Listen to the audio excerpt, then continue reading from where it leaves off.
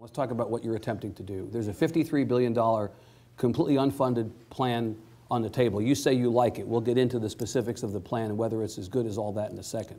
But you've proposed essentially a revolving loan fund of $2 billion that would be withdrawn from the rainy day fund. Ironic that we'd be solving a problem of not enough rain with the rainy day fund.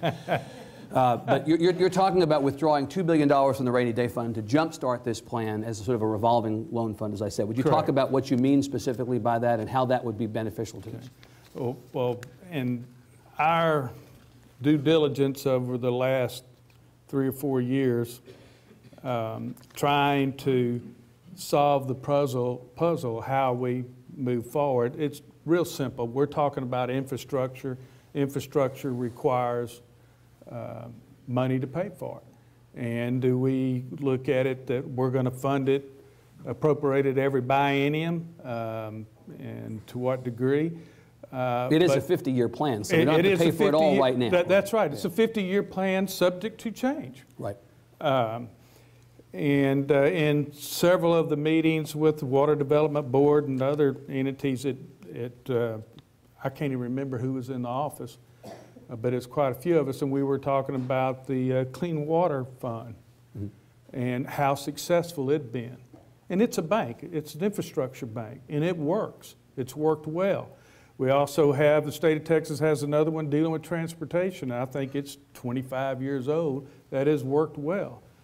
So we started taking that concept and moving it forward. And actually, you saw where we, last year, filed a bill, passed a bill out of the committee with our first attempt at it. And what we did then, because we were having the difficulty of finding money hanging on the tree leaves in Texas, let me tell you, it's very difficult. Yeah. And our approach was to see if we couldn't take some money out of the System Benefit Fund. Anyway, the committee did pass it. We couldn't get it to the floor and get a vote on it, but I think it was a great first move. And what it did gave us during the interim, where we really could do more work on the details of the plan, the difference between WIF funding, WIF contract, WIF deferred, state participation, the deferred in state participation, and how long these deferrals need to be. Now remember, this plan didn't come from the Pink Building. It didn't come from the Water Development Board. It came from 16 different regional groups that are my neighbors, my friends in my area, and yours and yours. They are telling us what they need.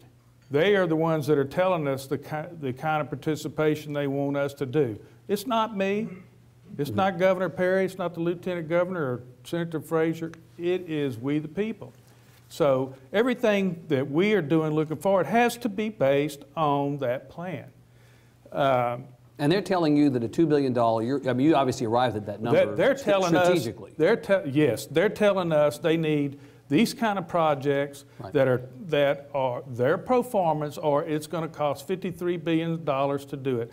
They're telling us that they need this kind of help in certain funding mechanisms, whether it's deferred 5 years, maybe even out more, or just a construction with a subsidy up front of 1% buy down to help get it going. And one of the goals, one of the many goals that we've had in our committee, number one, is how do we keep the state of Texas competitive in our natural resource of water? Number one goal. If you can't keep the state competitive, you got a problem. And you can see what other states are doing. They're doing the same thing we are, getting prepared for the next 50 years, because they know infrastructure like water, electricity, in order for them to have an economic engine, they're going to be able to have to compete with us. But anyway, we've taken all this into consideration, and we just extrapolated that, okay, if you got $1 billion, we extrapolated over the lifetime of the plan, the type of funding mechanisms. If you took seed capital of a billion, of course we started out with 500 million, 1.5 billion, you know, all the way up, where would it take us in that timeline path of 50 years?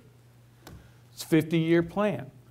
And just what we had kind of thought, the number is $2 billion, doing an infrastructure bank revolving. So Governor Dewhurst has put $1 billion on the table, potentially on the Senate side. Representative Larson from San Antonio, who knows quite a bit about the water issue, is also talking about $1 billion. But you're convinced that it's $2 billion, not $1 billion. Billion doesn't do it. $2 billion is what we need. On a one-time seed capital. Have you tried to persuade Governor Dewhurst to revise his plan and meet you at $2 billion?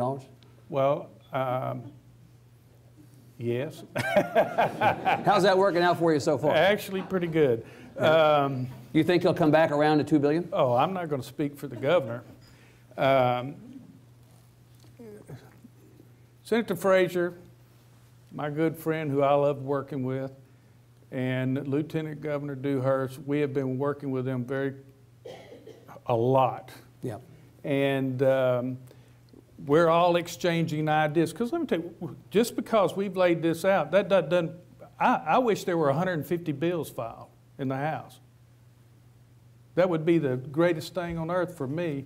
Turn over every rock, look at every idea, every avenue. Well, there are challenges. I'm convinced, and I think most people that have looked at the runs and such are convinced if you do a one-time seed capital injection, $2 billion is the number. Now, you don't have to do that. But two things happen if you don't do that. Either you have got to have a supplemental revenue source in order to do it, or you got to be prepared to let that timeline, your critical path timeline, go from 50 years out to 100. And it jumps out real quick.